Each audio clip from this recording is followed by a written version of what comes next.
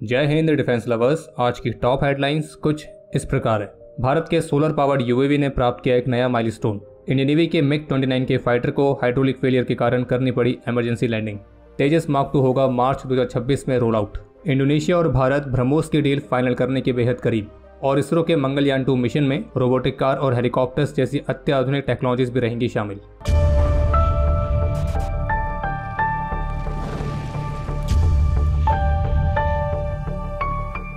आइए देखते हैं कैसे एआई और रोबोटिक्स बढ़ा रहे हैं भारतीय सेना की ताकत।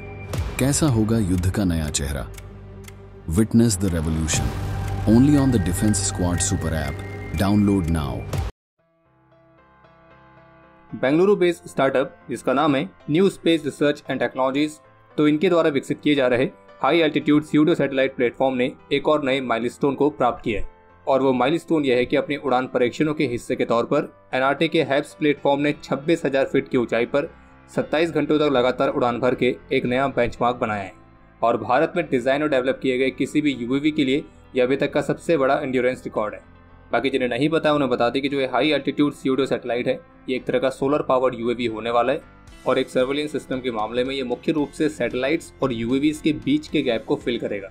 और HAL का जो कैट्स प्रोग्राम है तो उसमें भी इसी तरह का सोलर पावर्ड यूएवी एक महत्वपूर्ण कंपोनेंट है। और इसका इस्तेमाल डिफेंस पर्पस और सिविलियन पर्पस दोनों के लिए किया जा सकता है। जैसे कि डिफेंस पर्पस में ये इंडियन आर्म फोर्सेस के कम्युनिकेशन सिस्टम को इन्हेंस करने तो इस तरह की भूमिकाएं निभा सकता है। वहीं सिविलियन पर्पस के लिए इसका इस्तेमाल रिमोट एरियाज में 4G और 5G सर्विसेज प्रोवाइड करने के लिए किया जा सकता है।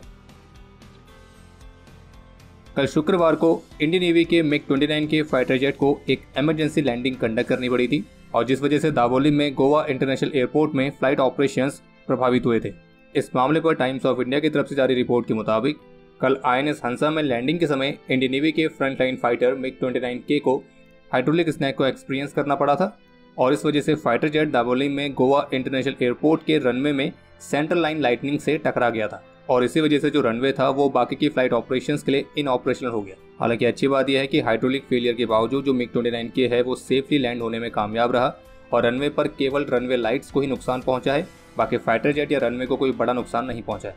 और इस घटना के बाद इंडियन नेवी की तुरंत कार्रवाई के बाद से जो रनवे था वो 2 घंटे के अंदर फिर से ऑपरेशनल हो गया था। बाकी इसके अलावा एक अपडेट है तेजस मार्क 2 से जुड़ा हुआ, और जिसमें उम्मीद की जा रही है कि जो पहला तेजस मार्क 2 फाइटर जेट है वो मार्च 2026 तक रोल आउट किया जाएगा और फिर 2027 तक उसकी पहली उड़ान कंडक्ट होगी। बाकी अगर आपको तेजस मार्क 2 के बारे में डिटेल में जानना है तो उस पर ऑलरेडी एक वीडियो हमारे चैनल पर उपलब्ध है, आप उसके माध्यम से जानकारी प्राप्त कर सकते हैं।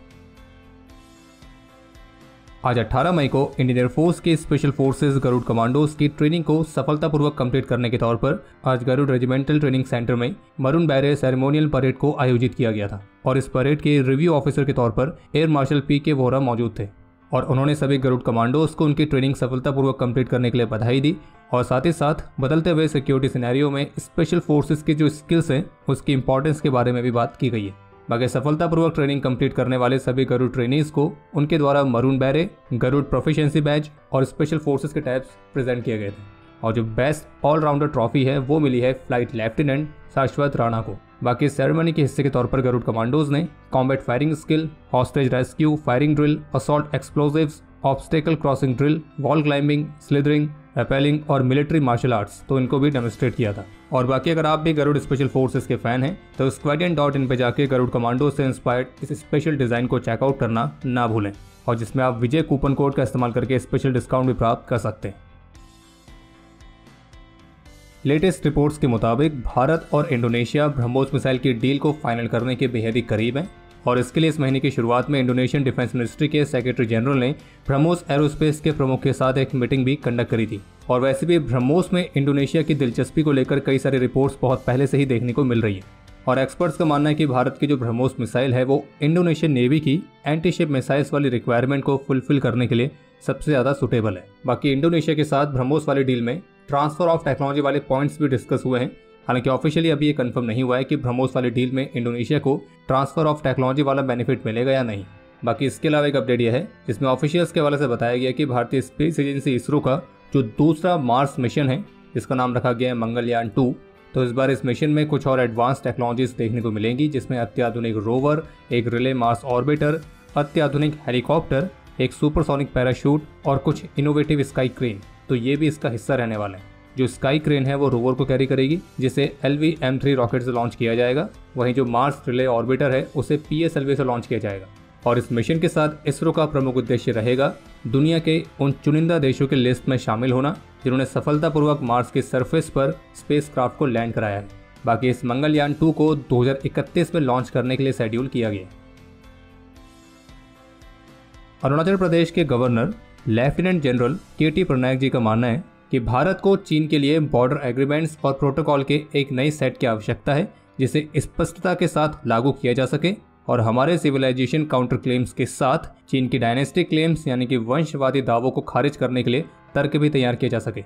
उनका मानना है कि अभी वर्तमान समय में बॉर्डर पर चीन के साथ हमारे जिस तरह के एग्रीमेंट और प्रोटोकॉल्स हैं तो वो खास तौर पर चाइना की पीपल्स लिबरेशन आर्मी को ही फेवर करते हैं, जिसमें बाउंड्री कार्टोग्राफिक इन्वेजन के लिए कोई भी सेटलमेंट नहीं है और डिफेंस के लिए एक इनविजिबल नॉन डेजिग्नेटेड लाइन है। उनका ये भी मानना है कि चीन के साथ लगे बॉर्डर पर जो नो यूज ऑफ वेपन वाला प्रोटोकॉल है तो उसके चलते पूरी LAC के साथ हम डिसएडवांटेज में और समझौतों का उल्लंघन करते हुए बार बार चाइनीज आर्मी की घुसपैठ एक गंभीर और संवेदनशील मुद्दा है जिसके लिए पारस्परिकता की दृढ़ भावना की आवश्यकता, फिर चाहे वो डिप्लोमेटिक या स्ट्रेटेजिक पार्टनरशिप के हिस्से के तौर पर क्वाड के माध्यम से हो या अनमार्क्ड बाउंड्री सिचुएशन के तहत टैक्टिकल QPQ यानी कि क्विड प्रो क्यू के माध्यम से हो।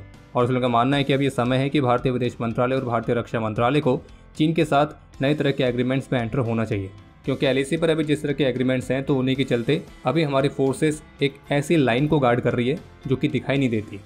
और अब समय है आज के इतिहास का। आज के दिन 2018 में जम्मू कश्मीर के RSपुरा सेक्टर में देश के प्रति अपना कर्तव्य निभाते हुए BSF के कांस्टेबल सीताराम उपाध्याय ने अपना सर्वोच्च बलिदान दिया था। आज के दिन 2010 में छत्तीसगढ़ में नक्सल्स का मुकाबला करते हुए SH रोहिणी चंद्र रॉय ने अपना सर्वोच्च बलिदान दिया था। आज के दिन कारगिल में सिपाही सुरेश कुमार डूडी ने अपना सर्वोच्च बलिदान दिया। और आपके लिए आज का प्रश्न यह है कि इंडियन नेवी की सर्विस में इंडक्ट होने वाले सबसे पहले फाइटर जेट्स कौन से थे। और अब समय है आज के टॉप 3 कमेंट्स का, जो ये रहे आपकी स्क्रीन पर।